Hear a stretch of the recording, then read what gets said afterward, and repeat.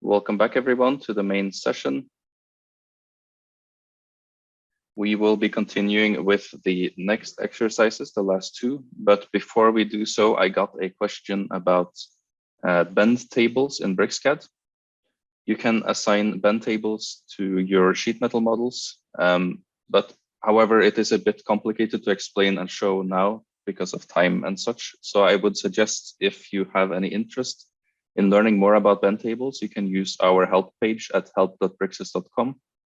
Simply search for bend table, and here you can see a bit of an explanation on how it will work and some examples on how they work. I would suggest you explore that site, and that way maybe you can learn a bit more about how it works exactly, as it is a bit difficult to explain it verbally without an example prepared. So I just wanted to mention that, as that was a question I got previously. Also, if you have any more questions about bend tables, you can probably reach out to us at a later time and we can help more with that. But for now, we will continue with the sheet metal form features. I will be going through this and the last exercise all in one go, as they are both fairly simple and explores similar topics that we have done previously. Both of them are centered around the sheet metal functionality and just some useful things to know about them. So the first exercise will start with us once again importing something. So you will need the BricsCAD Communicator extension. If you do not have that, like before, you can use some of the intermediate files. So I will open up a new drawing so that I have an empty slate to import into. I will select the import option, navigate to my folder for sheet metal form features, and here find the starter file, which is a solid part.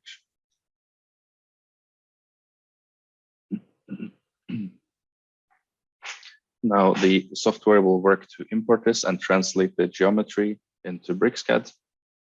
And as you can see, we have this solid here. It is classified as a 3D solid, which is good in the case of BricsCAD, because as I mentioned in yesterday's session, when you import things into BricsCAD and it's translated to a 3D solid, you can treat it as if it was natively made in BricsCAD. This is the same thing for sheet metal as well. You can see that this is a thin-walled solid. It is important that it needs to be the same wall thickness all over for it to be able to be converted into sheet metal, which is what we will be doing with this example. This model is ensured to have the same wall thickness all over. So we will be going ahead and using the convert to sheet metal tool, like we did on the shelled solid previously, and applying it to the entire model.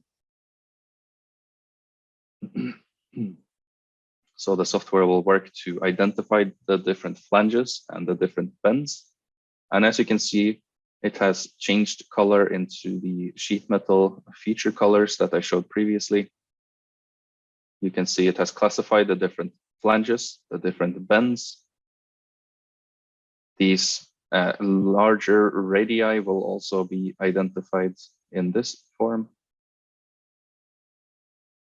And you can see some of these smaller purple features as well. If I go to the mechanical browser, you can see all of the different features, the flanges, bends, and so on. You can see the larger radii has been, or radius has been identified as a lofted bend. And you can see some forms, which is the topic of this exercise also. The forms are form features that are unique geometries to sheet metal tools or sheet metal geometries, such as these punched holes, for example, these forms that have been pressed into shape. You also have these shapes on the side for ventilation purposes, I'm assuming. And the sheet metal tool will recognize these shapes. Now we also have a library that consists of these types of form features.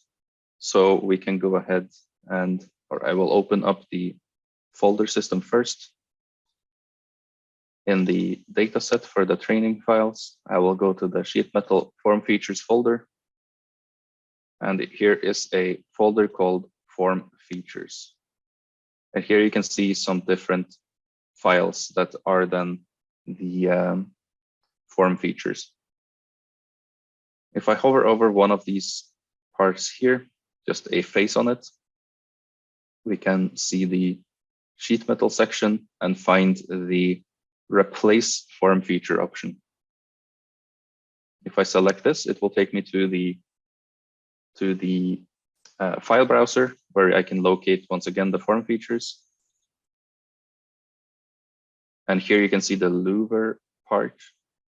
You can see the preview, it's a slightly small, but it will be the same type as we have on the part there that we want to replace. So I can click to open this.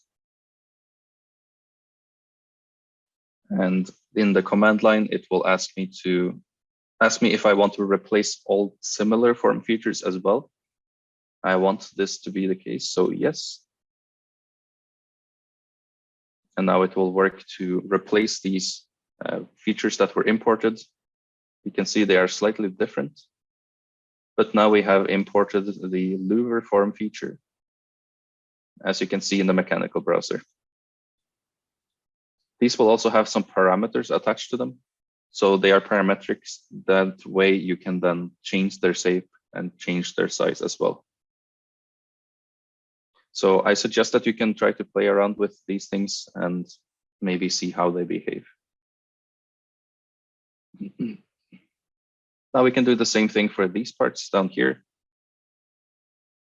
I can use the replace tool, and we will replace it with the emboss with hole. I will replace all similar inserts once more. And like that, we can go to the mechanical browser and find the emboss with hole features. Once again, they also have parameters attached to them. So that way you can use this library to easily, or first of all, you can import existing geometry that has been created elsewhere. As long as it's thin-walled, you can easily convert it into sheet metal, and you can then modify it in BricsCAD as if the sheet metal parts had been natively made here. For example, I can adjust the size or the positioning of this sheet metal flange, for example, very easily, as if I had made it in the previous exercise. So all of these recognized features, sheet metal features, will be kept intact and recognized automatically. While we are on the topic of form features, there is one more tool we can use. I will start the line command, and on the bottom side of this part, I will just draw a random line. Doesn't matter too much what the inputs for this is, but we can use this line to convert into a sheet metal form feature as well by hovering over it. And in the sheet metal category on the quads, you can see the bead feature.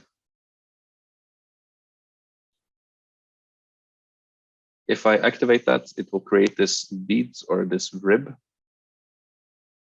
which is also a geometry that has been punched through it, basically to add more reinforcement and more strength to the otherwise flat sheet metal part.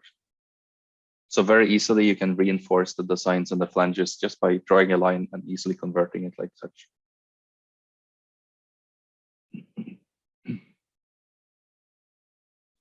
Once again, you have some options to play around with settings of it, or you can also, of course, adjust the length and such of the line before doing it to create the setup that you wish to have. And like before, we can then, of course, unfold it very easily.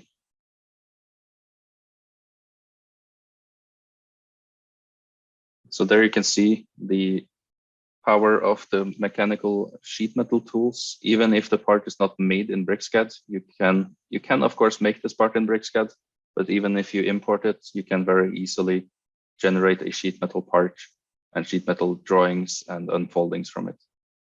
And all the different features are represented on the unfolding as well. Also, if you want to export it to a DXF, you can do that also. You have the export to DXF format here. Then you can very simply export it as a DXF file format, which will be the unfolded view in 2D. You can choose where to save it. And I can go ahead and see here. This is a DXF with the largest measurements. You can add dimensions of your own. You can see the material is listed here, the thickness of the material as well, and all the different features. And as you might know, the DXF file format is used often for laser cutting purposes. So this can be sent straight to a laser cutter for manufacturing. So that is a small fun exercise. I will move on to the next exercise now, which will be working with sheet metal in an assembly context. Download BricsCAD today and start your free 30-day trial.